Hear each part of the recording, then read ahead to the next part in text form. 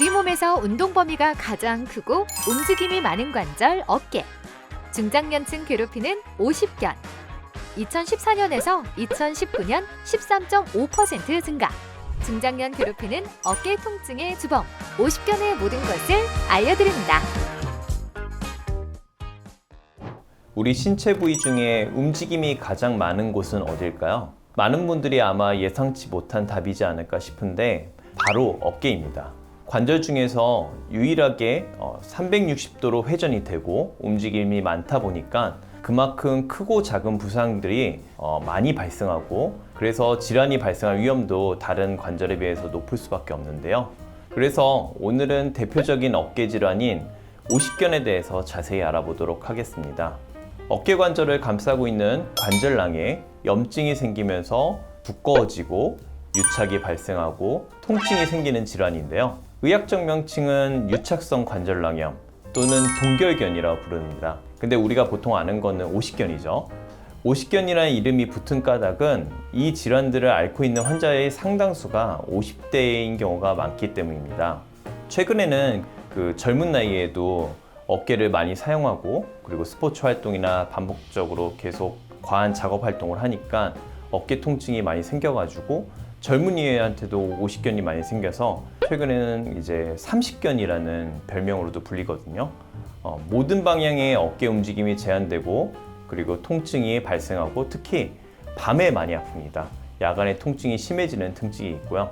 오십견은 저절로 좋아진다는 속설이 이제 있어가지고 그것 때문에 그 어깨 통증을 가볍게 이제 근육통으로 생각하고 그래서 넘기는 사람들이 많은데요. 그래서 오십견이 점점 진행돼서 방치되는 경우도 상당히 많은 현실입니다. 그렇다면 대체 오십견이 왜 생기는 걸까요? 아직까지 정확한 원인은 밝혀져 있지 않습니다. 하지만 당뇨나 갑상선 질환 같은 내분비 질환 때 많이 생긴다고 알려져 있고요. 특히 당뇨 같은 경우는 이제 약 5배 이상의 발병률이 있다고 알려져 있습니다. 그동안 계속 어깨 진료를 보다 보면은 이제 50대 이상 여성 환자분들이 오십견이 유독 많거든요. 여성의 경우에는 가사 일을 하면서 반복적으로 어깨 사용을 많이 하시기 때문에 그것도 하나의 원인이라고 할 수 있겠습니다. 또한 운동 부족이거나 아니면 어깨를 다쳐가지고 장기간에 석고 고정을 하거나 그리고 어깨 사용이 이제 반복적으로 많이 하시는 경우 또 나이 50대 이상으로 퇴행성 변화가 시작되는 경우 또 어깨를 한동안 고정을 해서 움직이지 못하는 경우라면 오십견 발생할 가능성이 높기 때문에 어깨 상태를 수시로 체크를 하고 그리고 각별히 주의하시는 게 좋겠습니다. 그럼 어떤 증상들이 나타났을 때 오십견을 의심해야 하는지 한번 살펴보겠습니다. 오십견 증상은요, 처음에 뒷짐지는 동작이 잘 안 되기 시작하고요. 그 다음에 옆으로 외전하는 동작이 굳기 시작하고 그리고 앞으로 또 올리는 동작이 다음으로 굳기 시작합니다. 이렇게 모든 방향의 어깨가 굳으면서 통증이 동반된다면 오십견을 의심해 볼 수가 있습니다.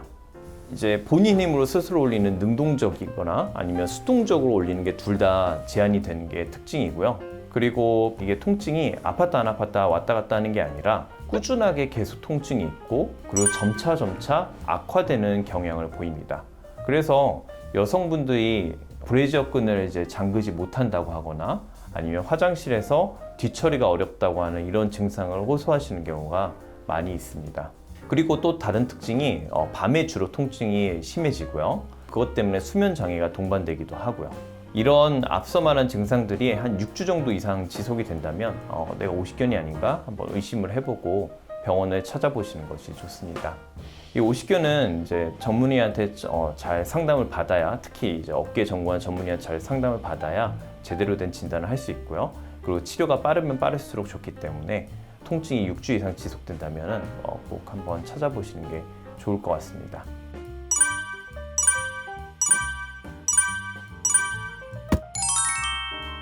그럼 오십견 진단과 치료는 어떻게 이루어질까요? 저처럼 이제 전문의한테 진료받는 경우에는 증상이나 이제 진찰 소견만으로도 진단이 가능합니다. 하지만 그 회전근개 파열 같은 게 동반되어 있어서 숨어 있는 질환이 있을 수 있기 때문에 임상으로 진단이 되더라도 꼭 MRI 같은 정밀 검사를 해야 되는 경우가 꽤 있습니다. 오십견은 비수술적 치료로도 완치가 가능한 대표적인 질환이거든요. 스트레칭을 통한 재활 도수 치료로 관절 가동 범위를 원래대로 회복을 하고, 그리고 통증이 심한 경우에는 약물 치료로 통증을 조절할 수 있습니다. 그리고 약물 치료와 더불어서 어깨 관절광 내에다가 스테로이드 주사를 하면은 통증이 효과적으로 조절되기 때문에요. 이 스테로이드 주사도 고려를 해볼 수가 있습니다. 그리고 치료 시기를 놓친 경우라면은 재활 운동만으로는 호전되기가 어려운 경우가 많거든요. 그런 경우에는 부위 마취를 하고선 최소 침습 내시경을 이용해서 관절낭 유리술이라는 치료를 또 고려해 볼 수가 있습니다. 관절낭 유리술 후에는 바로 관절 움직임이 즉각적으로 좋아지기 때문에 굉장히 좋은 치료라고 할 수 있는데요. 하지만 이렇게 바로 좋아지더라도 그 다음에 스트레칭 재활 운동을 지속하지 않는다면 다시 굳을 수가 있기 때문에 재활 운동은 꼭 해야 된다고 할 수 있겠습니다. 그러면 오십견을 완화해주는 운동법을 영상으로 짧게 소개해드리면요. 증상이 있는 팔을 펴가지고 반대팔로 받친 다음에 몸쪽으로 이제 천천히 당겨주는 겁니다. 그 다음에 수건이나 탄력 밴드 같은 걸 이용해서 등 쪽으로 넘겨가지고 위아래로 각각 양손을 잡은 뒤에 천천히 위쪽으로 당겨주는 동작을 반복해서 운동을 해볼 수도 있습니다. 동작이 단순하고 어렵지 않아 가지고요, 누구나 쉽게 따라하기 좋은 동작인데요. 매일매일 시간 날 때마다 꾸준히 하시면 오십견을 완화하고 예방하는데 매우 효과가 좋으니까요, 꼭 해보시길 바랍니다.